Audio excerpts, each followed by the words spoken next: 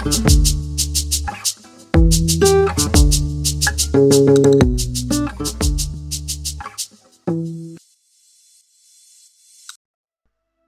معكم أحبائي، إن شاء الله تكونوا بخير. وصفتنا لليوم هي وصفة فطاير السلق. أنا بهيدي الوصفة هولي عجينتين، عجينة عملها بالفرن وعجينة عملها بالمقلاية. وصفة كتير شهية، كتير من الناس بحبوها. تابعونا لتفاصيل الوصفة. بداية بدنا نحتاج لضمة من السلق، من ورق السلق، يعني حوالي إذا بدنا نحسبها تقريبا شي نص كيلو 500 جرام من وراء السلق. بيتنضفوا منيح من الجذوعة. هو الجذوع التخان بينشالوا، إذا كانوا كتير رفيع ما بيضروا، بس إذا كانوا تخان يفضل إنه بينشالوا على جنب، بس ما بنكبهم لأنه بنستعملهم بوصفات تانية، وإن شاء الله إذا الله قريبا بنزلكم إياها للوصفة. فبنفرمهم جوليان مثل ما بيقولوا، يعني بنفرمهم مثل الجوانح، يعني مثل ما شايفين. وأنا في عندي على جنب كمان في عندي زيادة بعض أوراق من السلق منضفين، لأنه كمان عملت وصفة محشي سلق وشلتهم على جنب للوراق. كل شي طلع معي زوايد استعملتهم بهيدي الوصفة. يعني كل شي بالسلق، الورقة من أولها لآخرها ما بتخسروا فيها شي. نوضعهم بجاط. عنا راسين بندورة كبار نفرمهم كمان مربعات، يفضل انه نصغرها، كل ما صغرناها كل ما كان احسن. نفرمهم منضيفهم فوقهم. نرجع من بعض نجيب 3/4 باقي بقدونس منضيفها فوقهم كمان، بنفرمها ناعم. كل ما كانت انعم كل ما كانت احسن اكيد. بنضيفها فوقهم بصلتين حجم كبير كمان، نفرمهم مربعات صغيرة بنضيفها فوقهم على جنب. نرجع فوق البصل بالزيت بنضيف نصف ملعقة من القرفة، نصف ملعقة من بهار اسود وبهار حلو، انا مزجهم مع بعضهم. اذا مش متوفر عندكم البهار الحلو ما في اي مشكل. وربع ملعقة من الكمون.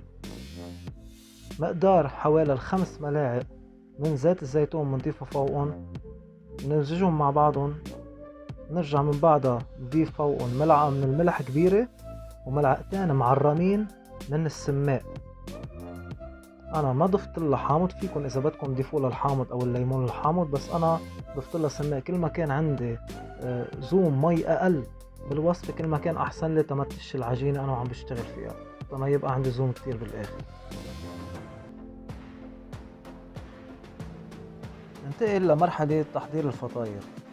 اكيد بفرض الطحين على السطح اللي عم بشتغل عليه تما تلتصق العجينة معي، انا وعم بفردها. بمدها بالقياس المطلوب حسب الرغبة، وبحط الحشوة بداخلها.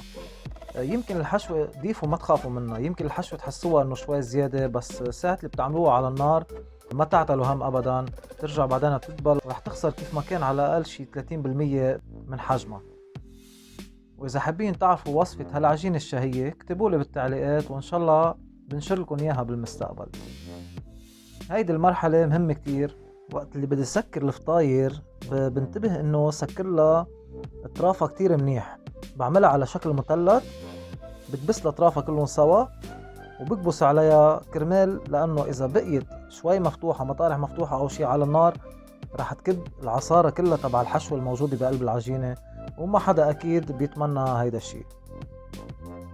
مثل ما سبق قلت لكم انا حضرتها بطريقتين. دخلت قسم على الفرن ينخبزه، والقسم الثاني عملته بالمقلاية مثل ما شايفين. دهنت عليها شوية زيت بكعبة بمحرمة وحطيت عليها العجينة. النار لازم تكون متوسطة لخفيفة، ما لازم تكون قوية ابدا النار.